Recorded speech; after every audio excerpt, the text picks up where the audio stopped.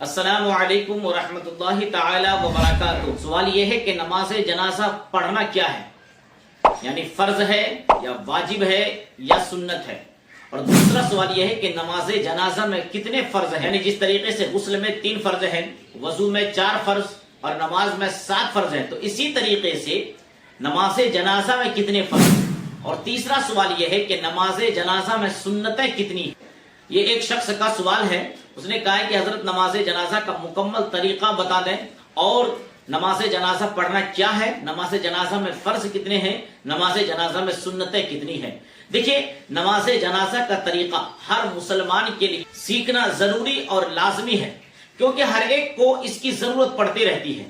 اس سے ہوتا کیا ہے کہ کئی جگہ دیکھا جاتا ہے کہ جنازہ گاہ میں جانے کے بعد بھی وہ ایک دوسرے کو دیکھتے رہتے ہیں کہ وہ ہاتھ اٹھایا کہ نہیں اٹھایا، وہ ہاتھ کھولا کہ نہیں کھولا، یہ ایک دوسرے کو دیکھتے رہتے ہیں۔ اس لیے پوری ویڈیو کو اچھی طریقے سے آپ دھیان سے دیکھیں اور یاد کر لیں، تاکہ کسی کے جنازے میں جانے کے بعد آپ کو ادھر ادھر نہ دیکھنا پڑے اور شرمندگی محسوس نہ کرنی پڑے۔ نماز جنازہ فرض کفایہ، یعنی اگر ایک بھی شخص نماز جنازہ کو ادا کر لے تو سب کے سب بری و ذمہ ہو گئے، ورنہ سارے لوگ ذمہ دار ہوں گے، یعنی گنہگار ہوں گے۔ مثال کے طور پر یوں سمجھیں کہ اگر کسی شخص کا انتقال ہوا اور جہاں تک ان کی خبر پہنچی کہ فلاں شخص کا انتقال ہو گیا ہے، اور گاؤں والوں کو یہ بات معلوم ہو گئی کہ فلاں شخص کا انتقال ہو گیا ہے، تو اگر پورے گاؤں والوں میں سے کسی ایک شخص نے اس شخص کی نماز جنازہ ادا کر لی تو سارے کے سارے لوگ گناہوں سے بچ جائیں گے۔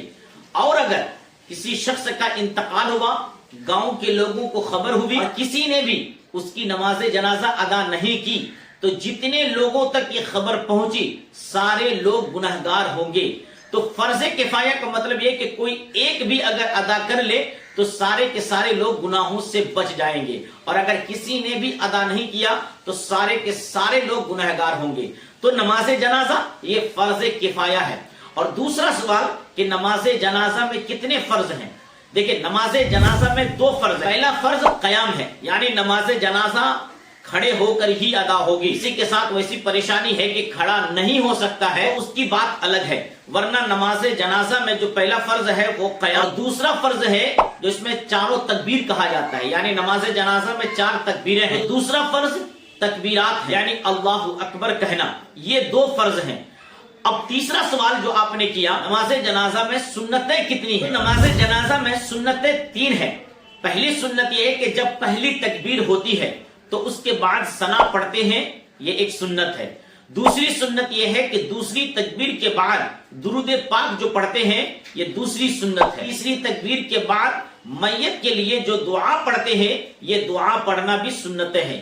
تو یہ 3 سنتیں ہیں، 2 فرض اور 3 سنتیں مؤکدہ۔ نماز جنازہ کا مکمل طریقہ دیکھ لیں۔ سب سے پہلے آپ سیدھے کھڑے ہو جائیں اور اس کے بعد یہ اس طرح کریں، نیت کی میں نے نماز جنازہ کی 4 تکبیروں کے ساتھ، ثنا واسطے اللہ تعالی کے، درود شریف واسطے حضور صلی اللہ تعالی علیہ وسلم کے، دعا واسطے اس میت کے، اور اگر مقتدی ہے تو اتنا کہیں پیچھے اس امام کے، اور اگر مقتدی نہیں ہے تو ڈائریکٹ یہ کہیں منہ میرا کعبہ شریف کی طرف۔ اتنا پڑھنے کے بعد اپنے دونوں ہاتھوں کو آپ اپنے کانوں کی لو تک لے جائیں۔ اس کے بعد پھر جو ہے اللہ اکبر کہتے ہوئے آپ دونوں ہاتھوں کو ناف کے نیچے باندھ لیں گے، اور ہاتھوں کو باندھنے کے بعد پھر ثنا پڑھیں، یعنی جو نماز میں جو ثنا پڑھی جاتی ہے وہی ثنا، صرف تھوڑی سی اس میں فرق ہے، یعنی اس طریقے سے پڑھانے کا اللہم وبحمدک وتبارک اسمک وتعالی جدک وجل ثناؤک ولا الہ غیرک۔ اب آپ کی پہلی تکبیر اور ثنا ہو گئی، اور ثنا پڑھنے کے بعد دوسری تکبیر کے لیے آپ اللہ اکبر کہیں، لیکن ہاتھوں ہی اٹھائیں، اور دوسری تکبیر کے بعد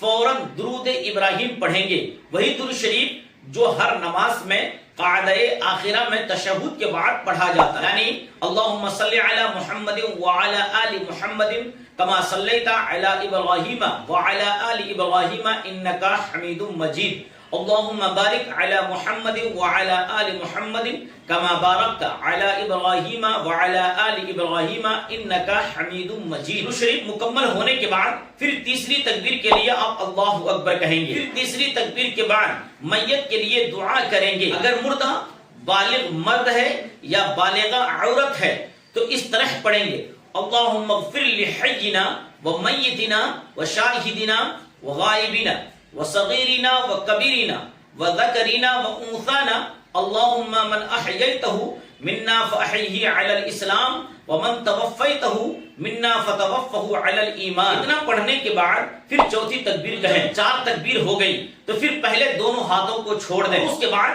پہلے داہنے طرف سلام پھیریں پھر بائیں طرف سلام پھیریں. یعنی السلام علیکم ورحمۃ اللہ، السلام علیکم ورحمۃ اللہ. یہاں رک کر میں آپ کو ایک مسئلہ بتا دوں. بہت سارے لوگ اس مسئلے میں غلطی کرتے ہیں.